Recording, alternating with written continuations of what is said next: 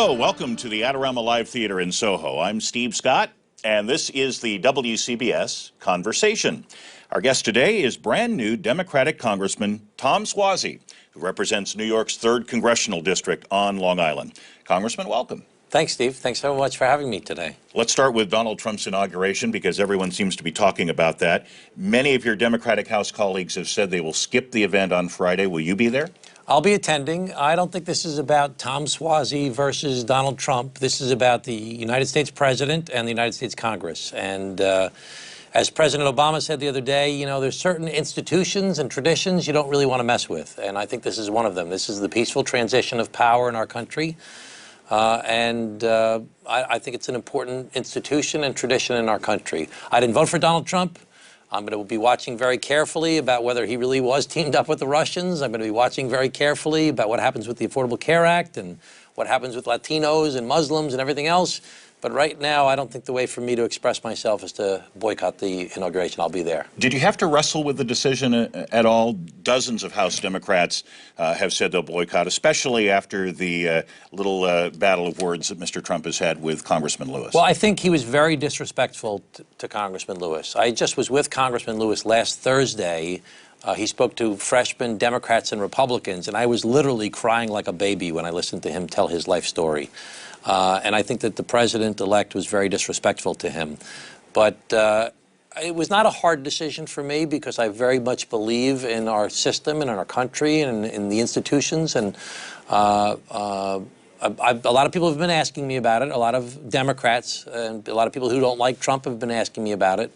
But I think that, you know, I can disagree with the president-elect on things, but I still have a duty as a United States congressperson to attend the inauguration of the next president of the United States of America. You know, I've always thought there's, politics aside, kind of a coolness factor. I mean, when you were a kid, did you ever think that you would be a member of the United States Congress sitting in the audience as the President of the United States took the oath of office? No, it really is cool, and it's a big deal, and I'm very humbled by it. It's, you know, I met the other day, we have to go on these orientations as new Congress people. So we had things in Washington, we had something up at Harvard, and we had something down in Williamsburg, Virginia.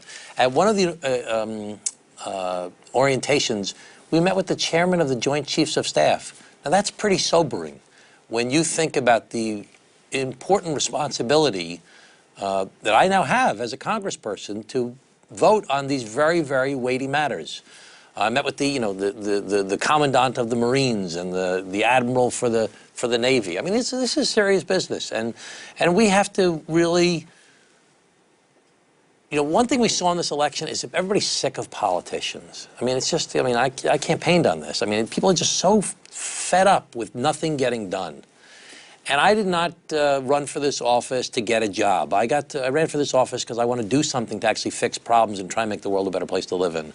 And that's not going to happen by just everybody, you know, everybody retreat to your corners and let's come out swinging, and that's all it is. And so I'm excited about trying to get something done. You've been prominent on Long Island for a long time, Nassau County executive. You were mayor of Glen Cove. Donald Trump has business interests on the island. Have you ever met the president-elect? Oh, yeah. What do you make of him? He's he's got one of those very, very withering personalities in that he will, you know, I have a pretty strong personality myself, but he would just keep on coming and coming and coming in a nice enough way, but asking questions. What do you think of this? What do you think of that? What do you think of this? What do you think of this? You see this? What happened with the paper? What do you think of this? What do you think? It just kept on coming and coming. And I saw it as being a defense mechanism on his part when I first met him, that he was like keeping me away and he was just like coming into me. I don't know if I'm explaining that properly. But so he would just keep on asking questions. So I was flattered that he was interested in my opinion. And I was busy answering his questions, so I didn't have really much time to ask him that much. And he made a contribution to my campaign back in 2008. Now, we didn't know what Donald's positions were on a lot of issues at the time. But I could never really do anything for him. He never really asked me for anything. He may have thought that I could help him because he was trying to build a catering facility at the Jones Beach. At Jones Beach, he was trying to take over the concession out there, but I had no influence over that. That's a New York State government, and I never really. I think I actually went to go see him when I ran the Democratic primary against Eliot Spitzer. and I went to go solicit his help then, and I don't think he helped me then. But that's when I first met him. So I've met him on a few occasions. I've met him in his office at Trump Tower, at least on 2 occasions, maybe 3 occasions. And I'm pretty sure that he knows my name, and I certainly know his. Now, you were just sworn in on January 3rd. Have you had a chance to settle in yet in Washington? Do you have your DCC legs under you yet? No, not at all. This is like overwhelming how much is going on at once, because I had to start my new office in Washington, D.C. I went through a lottery process and had to hire up the staff, and I still have a lot more to do regarding that, because you really want to make the right decisions.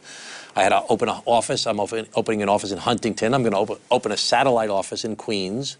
I'm going to keep a political office in my hometown of Glen Cove, where I can do my political stuff.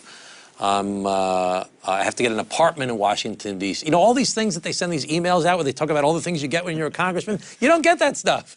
So I'm not getting the health insurance. I'm not. You have to pay for your own apartment.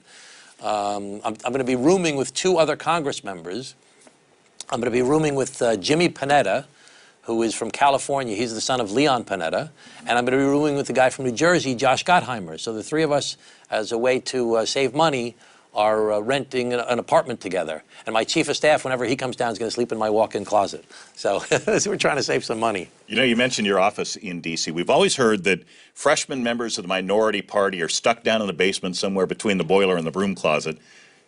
How's your office? No, there's only 1 boiler and no broom closet. No, listen. I got 36 out of 50. I thought I was going to get a real dog of an office, but I ended up getting a nice office in Cannon, the Cannon building, which is the most historic of the buildings. 3 congressional buildings, and there's 2 Senate buildings. So one of the congressional buildings, and my only thing is that you have 3 offices that are part of your office suite. And there's a ladies' bathroom in between 2 of my offices and the other office. So I just tell everybody that I did that as an accommodation of my constituents. But now, you, along with other New York House Democrats, have signed a letter to the president-elect asking him to reconsider his promise to repeal Obamacare, the Affordable Care Act. What are your concerns? Tell us about the letter that you and your fellow New York Democrats have signed. Well, first of all, this is so confusing and so complicated. Health insurance is a very complicated topic to begin with. But regarding the Affordable Care Act, there are 3 big groups that are impacted by the repeal of the Affordable Care Act. So there's the 20 million people that everybody talks about who got health insurance that didn't have health insurance before. And those are the people that have the Affordable Care Act. And you can see a lot of people saying, hey, what do I worry about them? I got my health insurance. But then there's a second group of people that have their health insurance through their job or through the private marketplace, that have their health insurance, that have either a pre-existing condition, or children that are covered by their parents' plan up until they're 26, or women who are paying more than men for their health insurance historically, or people that face lifetime caps. So if you get really sick and you have a serious problem, you have this person speak at a rally the other day where the kid was born with a congenital little heart defect, and he's okay now, but he had an amazing amount of cost. And if he had to deal with this pre-existing condition or a lifetime cap, the way it used to be, he couldn't get health insurance in the future. And then there's a third group of people, in addition to the people that have the ACA, people that are affected by the pre-existing conditions, et cetera. Third group are all the hospitals that are relying on this now. They've all everybody's changed their system, or the doctors have been providers that are relying on the system, or the economy, or the jobs that have been created. So there's a lot of big impacts. Now, there are problems with the Affordable Care Act. There's no question about that. I've heard people talk to me about it. I've held town hall meetings about it. A lot of sole proprietors, small businesses, are very much being hit hard with skyrocketing premiums. That's really a big problem area. And when the president-elect says, I want to make insurance more affordable for people, and I want to make it available to people, I agree. Let's do that. And he says he wants to repeal and replace simultaneously. Well, that's what should be done. The problem that exists now is they want to repeal without replacing, and that's where the problems arise. What have you heard about a replacement? There's been no specifics given by anybody. I mean, there's just really been no details. That's the problem. That's why everybody's so scared. Because if you repeal and you don't replace, and if you repeal and you don't even have a plan to replace that's credible, the whole market will go into chaos, and it'll affect people in very negative ways, and it'll cause premiums to really skyrocket. There's talk that they want to replace the Affordable Care Act, but there's really very few details on the table. I'm very interested in working across party lines. I'm joining a group called the Problem Solvers Caucus. It's a new thing. I'm trying to play a leadership role in it, where we get 20 Democrats and 20 Republicans to work together to try and work across party lines. And it's supported by a group called No Labels.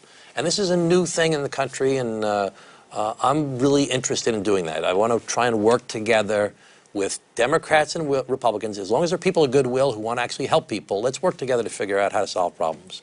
You'll be serving on the House Foreign Affairs Committee. That's a plum assignment for a freshman. I'm very happy about that. You know, I made a conscious decision when we made our requests that I requested Foreign Affairs as my #1 choice. And you wouldn't believe, I'm not going to go into it now, but all the intrigue that goes into getting these assignments, all the wrangling between the different, it's really could be a show in itself as to all the intrigue that goes on. I'm not used to the intrigue. I'm used to being an executive as a mayor and county executive, and it's like, all right, we're going to do this, and let's go do it. You know, in the legislative body, it's like everybody's there, give me this, that. And, you know, you can't believe all the different things that are intersecting with each other, and it's very exciting, but it's new for me.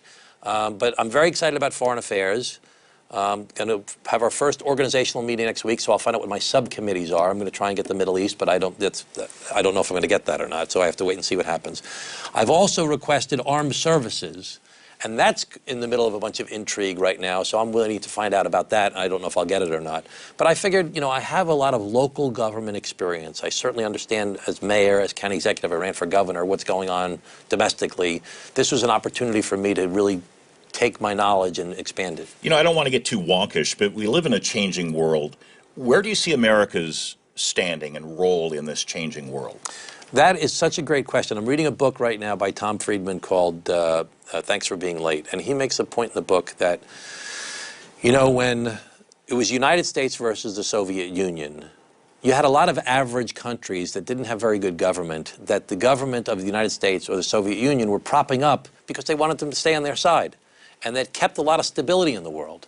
And then after the Cold War and the Soviets went down and became Russia and all the independent states, it was a different time, but it was still pretty stable. Now what we have in the world is a lot of chaos. We have a lot of governments that are failing. We have a lot of civil war. We have a lot of terrorism. All these things have created chaos. And the challenge for us is chaos. And he refers to the old TV show Get Smart. You remember, you know, with control versus chaos? So you have the United States as a major player in the world. China and Russia are growing as players again in the world. And the last thing we want is to see everybody destabilized. We don't want to see Russia destabilized or China destabilized, because that could cause more chaos in the world. Right now we've got 60 million refugees throughout the world because of terrorism, because of civil wars, because of climate change. The United States has to play a role in helping to keep things stable. It's not even as much about, you know, of course we want to promote our ideology of freedom and democracy, but we need stability. And we have to get other parties to help us to create stability. Can we still be America, the world's police officer, No. the world's big brother? I think we have we can't retreat from the world. It's impossible for us to pull in and become isolationists, but we can't do this ourselves. And it's all about building friends and coalitions with people and trying to work together with other countries to provide more stability in the world. Let's look at the Congress. One area in which Democrats and Republicans have said they think they can find some common ground and maybe work together is infrastructure improvement. Are you hopeful, and what would you like to see done in New York?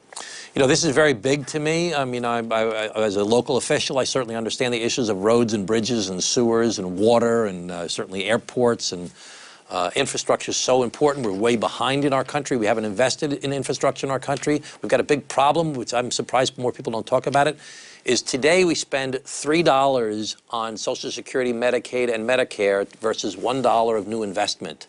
Whereas 25 years ago, it was the exact opposite.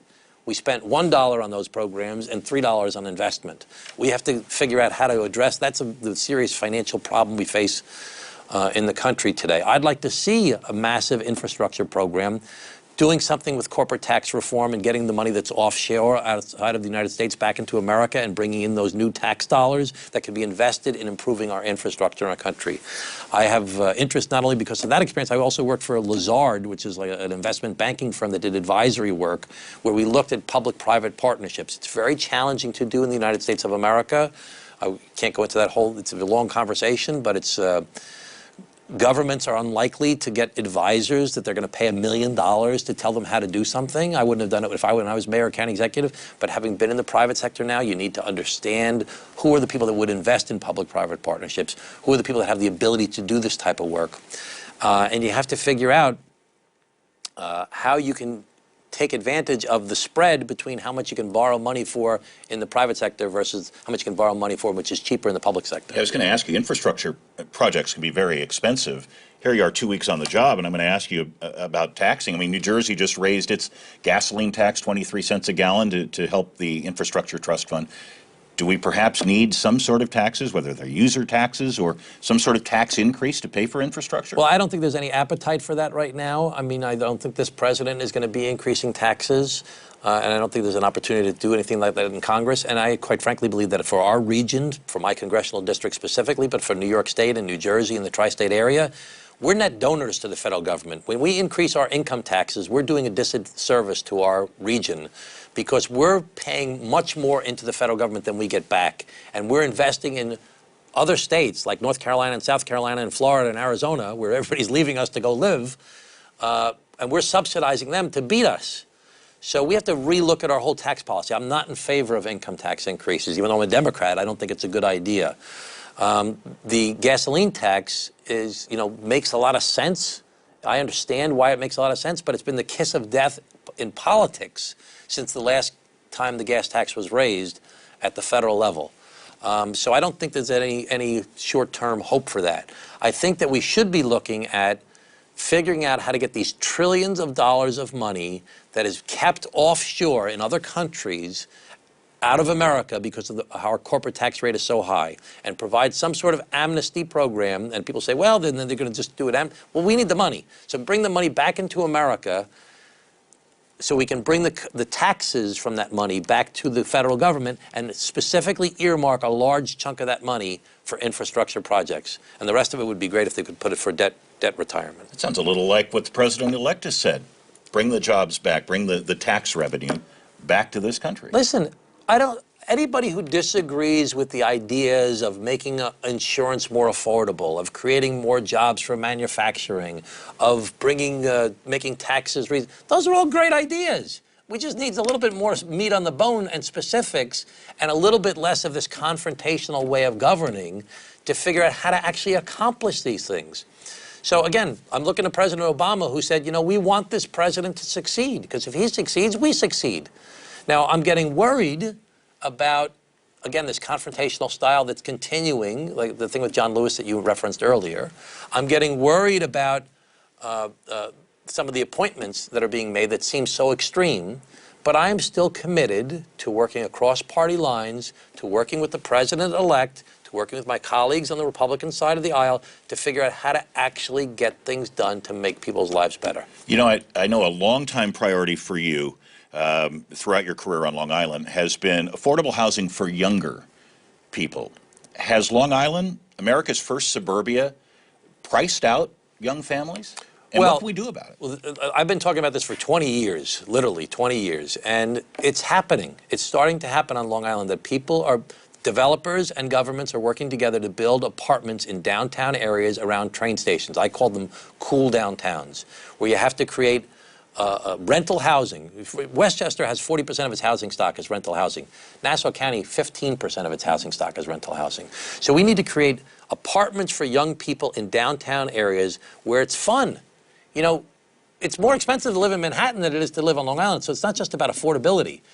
But young people are flocking to Manhattan. Why? Because it's fun. When you're a young person, people don't get married when they're 20-something years old anymore. If they get married, that's a big question. If they get married not in their early 20s, they get married in their 30s. So that 10-year period when people are right out of college, they're not looking to move out to Levittown and living in somebody's basement apartment.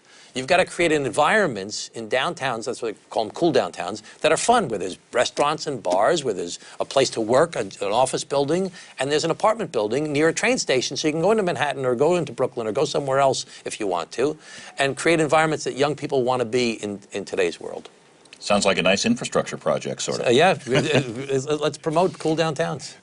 Let me ask you one last thing. There are a lot of people, Democrats, Some say they're independents, some say they're Republicans. They fear Donald Trump, and they fear the Trump presidency, what they've seen, what they've heard, what they've read, which, we've seen with fake news isn't always true. Are we going to be okay? Do you have this fear as we move forward? A lot of people are, I need to move. I need to pull the covers over my head. What's your evaluation of that? Is America going to be okay? America's going to be great, and it's going to be. Our system is such that, the president can't do everything the president wants to do unless he can get support from the Congress to do it, and then the judiciary is involved also. So it's a great system that was set up to protect us from anything getting too out of hand under any circumstances, no matter who the president is. And, we're going to see with the Affordable Care Act, if the Republicans decide they want to repeal, well, to replace, you can't do it with just a majority. You're going to need 60 votes. And the public is going to demand a replacement. You're going to need 60 votes in the Senate, I should say. So that's what I think Chuck Schumer is relying upon through his political strategy regarding the Affordable Care Act, is that he knows there's going to have to be 60 votes in the United States Senate. So people are going to have to work together. And there's things that Donald Trump says that I find very upsetting and very offensive, okay? But he's the President of the United States of America. I'm a United States congressperson. There are other 434 other United States congresspeople and 100 senators, and we've got to figure out how to work together. And actually, people are so... This was not a Republican victory that happened. The Republicans got the benefit of it. It was a Donald Trump victory. He ran against the Republicans, and he ran against the Democrats. This was a Donald Trump victory that we have, in the Congress, Democrats and Republicans, had better wake up. That we need to work together to actually do some stuff to solve people's problems, because they're fed up. And it's time for us to start moving forward. You think Speaker Ryan goes through bottles of Tums? I see him. I actually, there is a gym in one of the congressional office buildings. It's not in my building, unfortunately, but I go to work out there at 6:30, 7 o'clock, 7:30 in the morning, and I see him working out a lot. So working out makes a big difference as far as trying to relieve stress. So I'm sure he's doing that instead of Tums. New York Congressman Tom Suozzi, Democrat from Long Island. Thank you very much for coming in today. Thanks so much for having me. This has been the WCBS Conversation from the Adorama Live Theater in Soho. I'm Steve Scott. Thank you for joining us.